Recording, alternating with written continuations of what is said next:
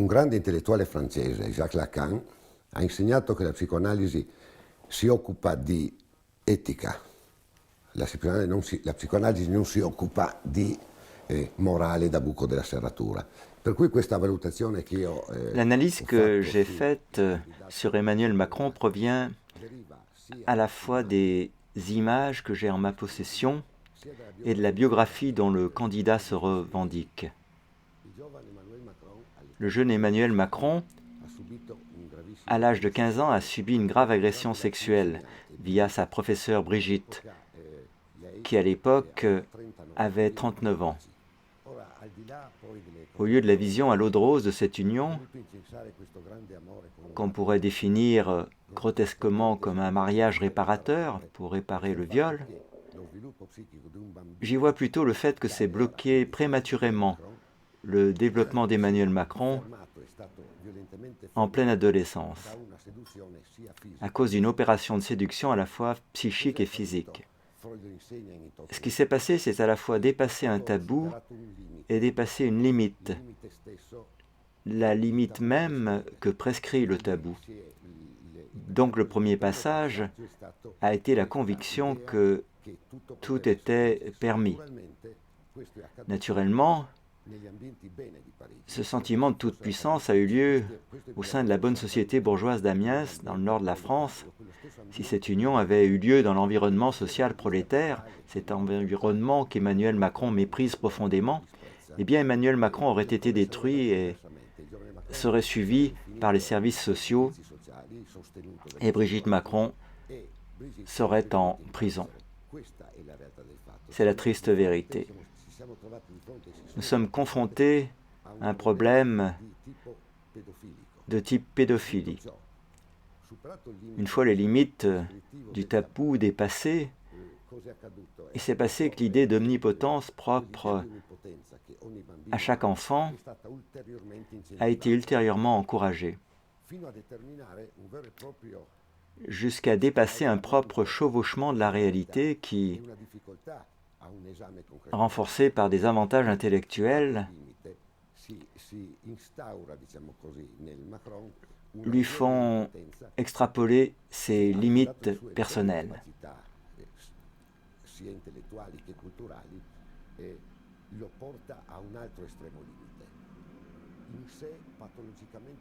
Le paradoxe veut qu'il semble pathologiquement normal, mais nous sommes en plein narcissisme. Macron, depuis sa jeunesse, nourrit une ambition hors norme. Il a besoin du regard et de l'admiration des autres pour compenser un complexe d'infériorité. Donc nous sommes confrontés à trois paradigmes qui définissent un certain type de personnalité. L'idée qu'il n'existe pas de limite, un sentiment d'omnipotence dès l'enfance, mais encore plus présent à l'âge adulte, un narcissisme qu'il n'est pas interdit de définir comme malveillant. Qu'est-ce que structure ces trois paradigmes?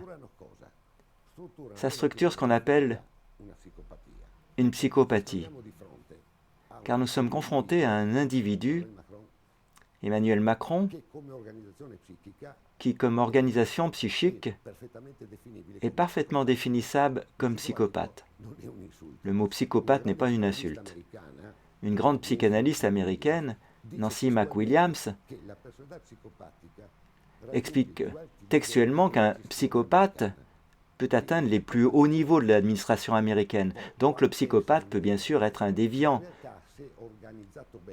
Mais s'il est bien organisé d'un point de vue culturel, social, etc., il peut aussi atteindre les sommets de l'élite, car dans les domaines de la politique, de la finance, ce qui est le cas dans le profil étudié.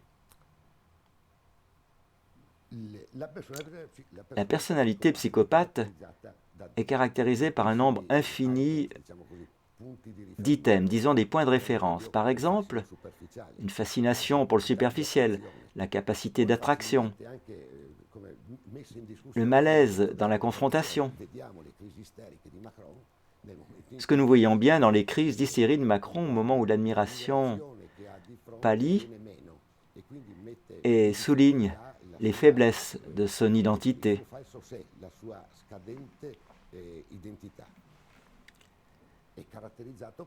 Cette hystérie est caractérisée par son intérêt pour les mises en scène théâtrales qui ne manquent pas de rappeler, coïncidence troublante, son histoire personnelle avec son enseignante qui enseignait le théâtre.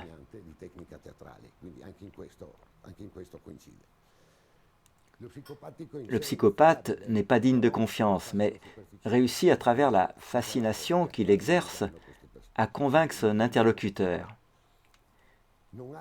Il n'a aucun remords. Lorsque Macron parle des pauvres ou insulte les prolétaires du Nord en les réduisant à des fumeurs et des alcooliques, lorsque Macron dénigre les femmes en les rabaissant au rang d'ignorantes, nous revenons dans le discours parfaitement expliqué par Jacques Lacan. Et c'est vrai qu'il ne voulait pas vraiment le dire, mais son inconscient a parlé pour lui, car il croit à ce qu'il dit et ne peut pas s'empêcher de l'exprimer. Macron se défend donc en modifiant le sens de ses déclarations, mais sans jamais exprimer de remords, car il ne ressent jamais de culpabilité. Donc, quel est le problème du point de vue psychiatrique? Quelle est la dangerosité du personnage? Je réponds que ça ne fait aucun doute. Emmanuel Macron, comme tous les psychopathes, est particulièrement dangereux. Un intellectuel américain spécialisé dans les, appelons ça, perturbations bien intégrées chez les notables, a dit textuellement « Les serial killers détruisent les familles », alors que les psychopathes en poste, au sommet de la politique et de l'économie, ruinent les sociétés. Pourquoi Macron est dangereux? Il est dangereux car, 1. Comme tous les psychopathes, Macron a une haute idée de lui-même. 2. Macron n'aime pas la France et ne lutte pas pour le peuple de France. 3. Macron s'aime énormément et il lutte pour maintenir sa fragile identité. La conflictualité face à Marine Le Pen n'est pas pour lui une conflictualité seulement de niveau politique. Il ne peut pas accepter qu'une femme, la Marianne, la représentante de la France, soit son antagonisme. Il a besoin d'une mère nourricière. Toute autre relation avec une femme devient difficile à assumer.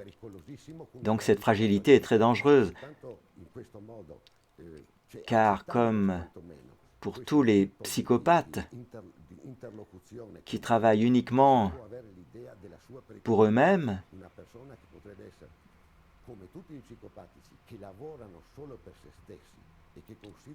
et qui considèrent les autres comme des instruments pour sa propre grandeur, cette fragilité souligne dans ce cas à quel point le danger se trouve actuellement un pays comme la France face à un candidat de ce genre.